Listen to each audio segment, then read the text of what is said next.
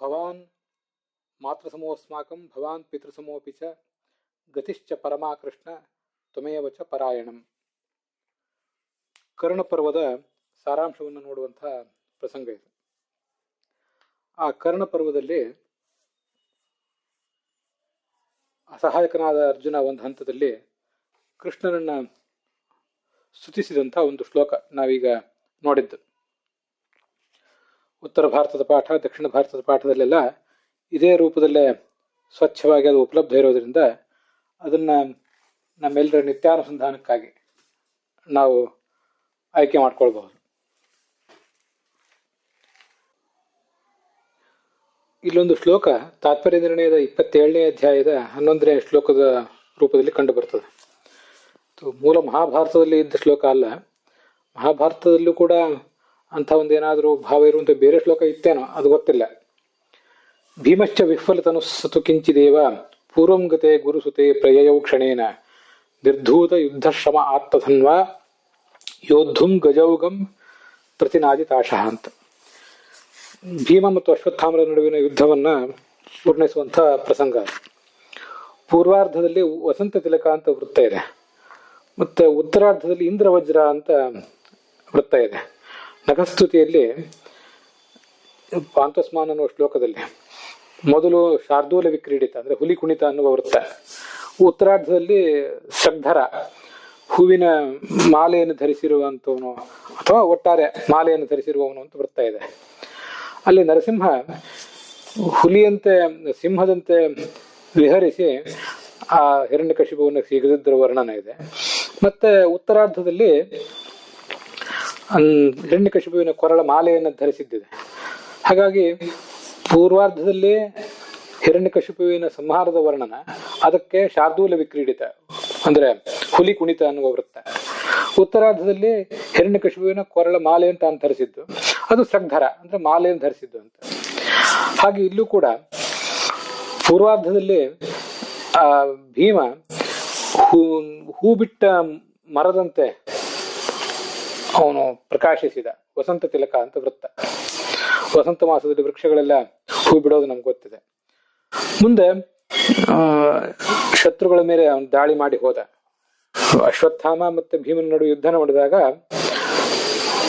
ಸ್ವಲ್ಪ ಹೊತ್ತು ದಣಿವಾದವನಂತೆ ಅವನು ತೋರಿಸಿಕೊಂಡ. ಅದಾದ್ಮೇಲೆ ಅಶ್ವತ್ಥಾಮನು ಈತನ ಏಟನ್ನ ತಿಂದು ಬಿದ್ದುಬಿಟ್ಟ. ಅಶ್ವತ್ಥಾಮ ಹೊರಟೋದ. ಭೀಮನು ಅಲ್ಲಿಂದ ಎದ್ದ. ಆಯಾಸಗೊಂಡವನಂತೆ ಸ್ವಲ್ಪ ಹೊತ್ತು ಹಾಗೆ ಕುಳಿತಿದ್ದು ಮುಂದೆ ಎದ್ದು ಆನೆಗಳ ಹಿಂಡಿನ ಮೇಲೆ ಯುದ್ಧಕ್ಕಾಗಿ ಏರಿ ಹೋದ, ದಿಕ್ಕುಗಳೆಲ್ಲ ನಡುಗುವಂತೆ ಅಂತ ವರ್ಣನ. ಇಂದ್ರವಜ್ರ ಅಂದ್ರೆ ವಜ್ರಾಯುಧದಂತೆ ಶತ್ರುಗಳ ಮೇಲೆ ಪ್ರಹಾರ ಮಾಡ್ತಾ ಆತ ಯುದ್ಧ ಸಾರಿದ, ಅದು ಉತ್ತರಾರ್ಧ. ಇಂದ್ರನ ವಜ್ರ ಅಂದ್ರೆ ವಜ್ರಾಯುಧ, ನಮಗೆ ಗೊತ್ತಿದೆ. ಪೂರ್ವಾರ್ಧದಲ್ಲಿ ಹೂ ಬಿಟ್ಟ ಮರದಂತೆ ಆತ ಪ್ರಕಾಶಿಸಿದ ಅಂತ ಈಗ ಆಚಾರ್ಯರೊಂದು ಅಪೂರ್ವವಾದ ಪ್ರಯೋಗ ಮಾಡಿದ್ದಾರೆ. ಅದನ್ನು ಗೋವಿಂದಾಚಾರ್ಯ ತಮ್ಮ ವ್ಯಾಖ್ಯಾನದಲ್ಲಿ ತಿಳಿಸಿದ್ದಾರೆ. ಹಿಂದೆ ಅದನ್ನು ನೋಡಿದ್ವಿ, ಅದನ್ನ ಈಗಿಲ್ಲಿ ನೋಡ್ತಾ ಇದ್ವಿ.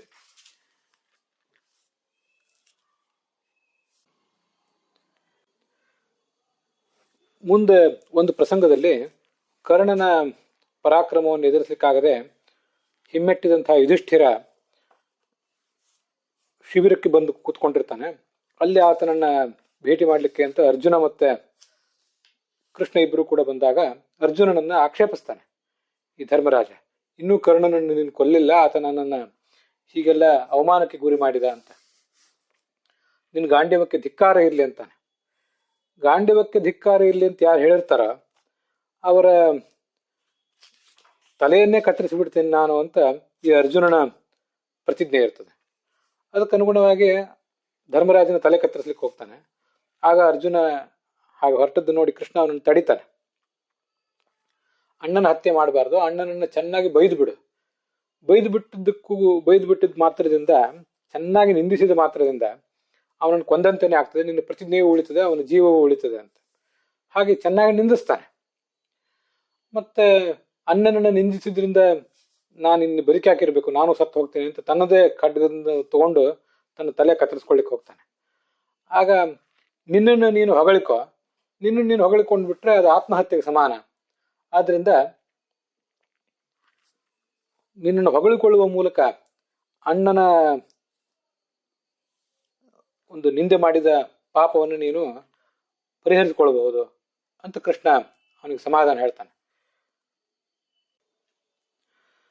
ಆ ಸಂದರ್ಭದಲ್ಲಿ ಕೃಷ್ಣ ಈ ಧರ್ಮರಾಜ ಮತ್ತು ಅರ್ಜುನರಿಗೆಲ್ಲ ಸತ್ಯ ಅಂದ್ರೆ ಏನು, ಧರ್ಮ ಅಂದ್ರೆ ಏನು ಅನ್ನೋದನ್ನೆಲ್ಲ ವರ್ಣಿಸ್ತಾನೆ.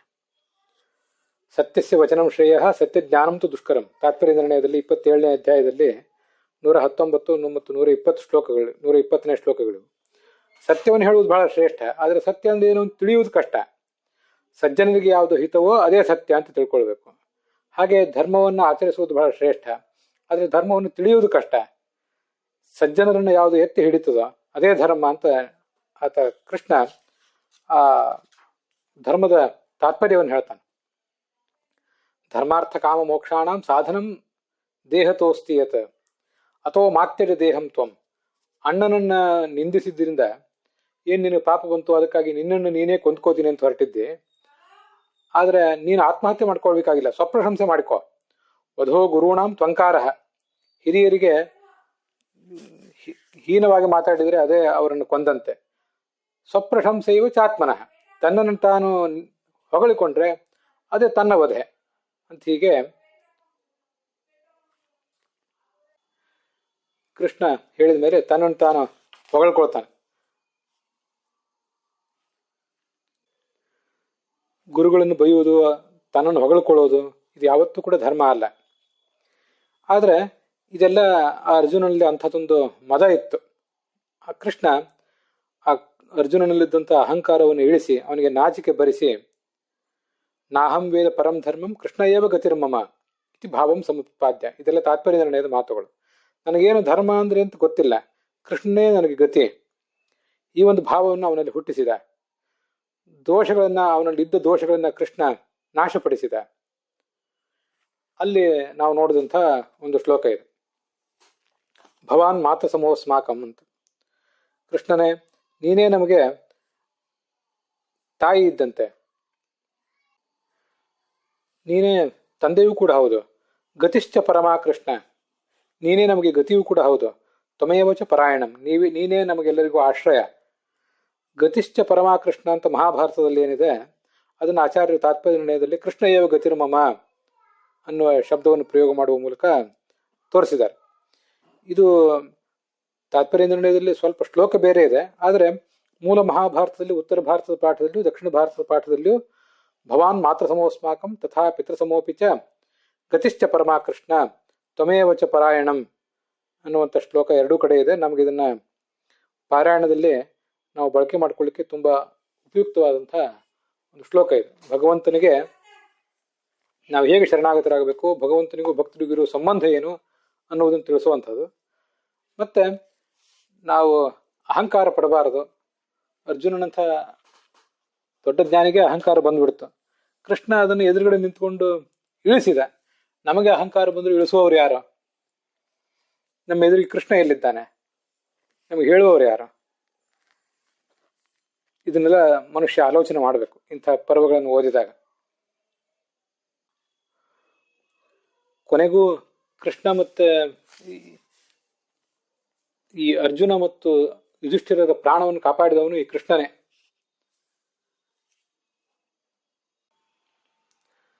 ಹಿಂದೆ ಕರ್ಣಪರ್ವದ ಆ ಭಾಗದಲ್ಲಿ 17ನೇ ಭಾಗದಲ್ಲಿ ನಮ್ಮ ಪ್ರತಿಷ್ಠೆ, ನಮ್ಮ ಅಹಂಕಾರ, ನಮ್ಮ ಗತಿ ಏನು ಅನ್ನೋದನ್ನೆಲ್ಲ ನೋಡಿದ್ದೀವಿ. ಯಾಕಂದ್ರೆ ಈಗಾಗಲೇ ಹೇಳಿದಂತೆ ಅಲ್ಲಿ ಅರ್ಜುನನಿಗೆ ಅಹಂಕಾರ ಬಂತು, ಹೌದು, ಆದ್ರೆ ಅದೆಲ್ಲ ಕೇವಲ ಕ್ಷಣಿಕವಾದ್ದು. ಕೃಷ್ಣ ಅದನ್ನು ಪರಿಹರಿಸಿದ. ನಮ್ಮನ್ನು ಯಾರು ಕಾಪಾಡುವವರು? ನಮ್ಮನ್ನೇ ನಾವೇ ಕೇಳ್ಕೊಳ್ಬೇಕಷ್ಟೆ. ಕೃಷ್ಣ ಅರ್ಜುನನ ಎದುರಿಗಿದ್ದ, ನಮ್ಮ ಒಳಗಿದ್ದಾನೆ, ಹೊರಗೂ ಇದ್ದಾನೆ. ಎಲ್ಲ ಕಡೆ ಕೃಷ್ಣ ಇದ್ದಾನೆ. ಆತ ಕೃಷ್ಣ ಇದ್ದಾನೆ, ಉಳಿದ ದೇವತೆಗಳಿದ್ದಾರೆ. ಅವರೆಲ್ಲ ನಮ್ಮ ಸುತ್ತಮುತ್ತಲು ನಿಂತ್ಕೊಂಡು ನಮ್ಮ ಕಾಮ, ಕ್ರೋಧ ಇತ್ಯಾದಿಗಳನ್ನ, ಅಹಂಕಾರ ಇತ್ಯಾದಿಗಳನ್ನ ಗಮನಿಸ್ತಾ ಇದ್ದಾರೆ ಅಂತ ತಿಳ್ಕೊಂಡು ನಾವೇ ಅದನ್ನ ನಮಗೆ ಬೋಧನೆ ಮಾಡಿಕೊಂಡು, ನಮಗೆ ನಾವೇ ಎಚ್ಚರಿಕೆ ಕೊಟ್ಕೊಂಡು ನಮ್ಮನ್ನು ಪ್ರಶಂಸೆ ಮಾಡಿಕೊಳ್ಳುವ, ಇತರರನ್ನು ಹಳೆಯುವಂತಹ ದುರ್ಗುಣಗಳನ್ನ ನಾವು ನಿಯಂತ್ರಿಸ್ಕೋಬೇಕು. ಮುಂದೆ ದುಶಾಸನನ ವಧ ಇದೇ ಕರ್ಣ ಪರ್ವದಲ್ಲಿ ಬರ್ತದೆ. ಆ ಪ್ರಸಂಗ ಎಲ್ಲ ನೋಡಿದ್ದೀವಿ. ಒಂದು ಕಥೆ ಕುಮಾರವ್ಯಾಸಂದು ಅಂತ ಕಾಣಿಸ್ತದೆ. ಈ ದುಶಾಸನನ ದಂತ ಪಂಕ್ತಿಯನ್ನು ಕಿತ್ತಾಕಿ ಅದನ್ನ ಬಾಚಣಿಗೆಯನ್ನಾಗಿ ಮಾಡಿಕೊಂಡು ಭೀಮ ದ್ರೌಪದಿಯ ತಲೆ ಕೂದಲನ್ನು ಬಾಚಿದ ಅಂತ ಕುಮಾರವ್ಯಾಸ ಏನು ಹೇಳ್ತಾನೆ, ಅದು ಸ್ವೀಕಾರಾರ್ಹ ಅಲ್ಲ. ಇಂಥದ್ದು ಸುಮಾರು 17 ಕಥೆಗಳನ್ನ ಆ ಪ್ರಕರಣದಲ್ಲಿ ನಾನು ಪ್ರಸ್ತಾವ ಮಾಡಿದ್ದೆ, ಇಂಥ ನಿರಾಧಾರವಾದ ಕಥೆಗಳನ್ನು.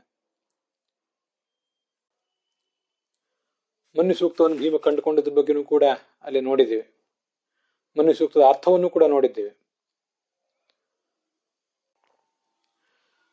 ಒಟ್ಟಾರೆ ಆ ಕರ್ಣ ಪರ್ವದಲ್ಲಿ ಕರ್ಣನ ಅರ್ಜುನನ ಅಹಂಕಾರ ಇತ್ಯಾದಿಗಳೆಲ್ಲ ಕಂಡು ಬರ್ತವೆ. ಕೃಷ್ಣ ಇದ್ದಿದ್ದರಿಂದಲೇ ಅರ್ಜುನನ ಪ್ರಾಣ ಉಳಿಯಿತು. ಒಂದೆರಡು ಬಾರಿ, ಕೇವಲ ಒಂದು ಬಾರಿ ಮಾತ್ರ ಅಲ್ಲ. ಕರ್ಣನನ್ನ ಆತ ಕೊಂದದ್ದು ಕೂಡ ಕೃಷ್ಣನ ಅನುಗ್ರಹದಿಂದಲೇ. ಬಲಿಪಾಡ್ಯದ ದಿನ ಆ ಕರ್ಣ ಪರ್ವ ಮುಕ್ತಾಯ ಕಂಡಿತ್ತು. ಗುರುಗಳಾದಂತಹ ಹಯೋಧನ ಪುರಾಣಿಕಾಚಾರ್ಯರಿಗೆ ಅದು ಸಮರ್ಪಿತವಾಗಿತ್ತು. ಕೃಷ್ಣನೇ ನಮಗೆ ತಂದೆ ತಾಯಿ, ಅವನೇ ಗತಿ, ಅವನೇ ಆಶ್ರಯ. ಅವನನ್ನು ನಂಬಿ ನಾವು ನಮ್ಮೆಲ್ಲ ದುರ್ಗುಣಗಳನ್ನ ಪರಿಹರಿಸ್ಕೊಳ್ಬೇಕು. ನಮ್ಮನ್ನು ಪ್ರಶಂಸಿಸಿಕೊಳ್ಳುವ, ಇನ್ನೊಬ್ಬರನ್ನ ನಿಂದಿಸುವಂಥ ನಮ್ಮ ವ್ಯಕ್ತಿತ್ವವನ್ನು ನಾವು ಕೊಂದುಕೊಂಡು ಶುದ್ಧವಾದ ವ್ಯಕ್ತಿತ್ವವನ್ನು ಪ್ರತಿನಿತ್ಯ ನಾವೇ ಹುಟ್ಟಿಸಿಕೊಳ್ಬೇಕು. ಅದೇ ಈ ಪಾಪ ಪುರುಷ ವಿಸರ್ಜನದ ಒಂದು ಕಥಾ. ನಿತ್ಯ ನಮ್ಮಲ್ಲಿರುವ ದುರ್ಗುಣದ ಪ್ರತಿನಿಧಿಯಾದ ರಾಕ್ಷಸನನ್ನ, ಪಾಪ ಪುರುಷನನ್ನು ಕೊಂದು ಮತ್ತೆ ಸದ್ಗುಣಗಳ ಪ್ರತಿನಿಧಿಯಾದಂತಹ ಪುಣ್ಯ ಪುರುಷನನ್ನು ಸ್ಥಾಪಿಸಬೇಕು. ಆಗ ನಮಗೆ ಗಾಯತ್ರಿ ಜಪ ಮಾಡಲಿಕ್ಕೆ ಅಧಿಕಾರ. ಇದನ್ನೆಲ್ಲ ಅಂತರ್ಯಾಮಿಗಳಾದಂತಹ ಕೃಷ್ಣ ಮತ್ತು ಪ್ರಾಣರು ನಡೆಸಬೇಕು. ಅದು ನಾವು ಈ ಪರ್ವದಿಂದ ತಿಳ್ಕೊಳ್ಳುವಂತಹ ಒಂದು ಸಂದೇಶ. ಅಲ್ಲಿಗೆ ಈ ಭಾಗ ಸಮಾಪ್ತವಾಗಿದೆ.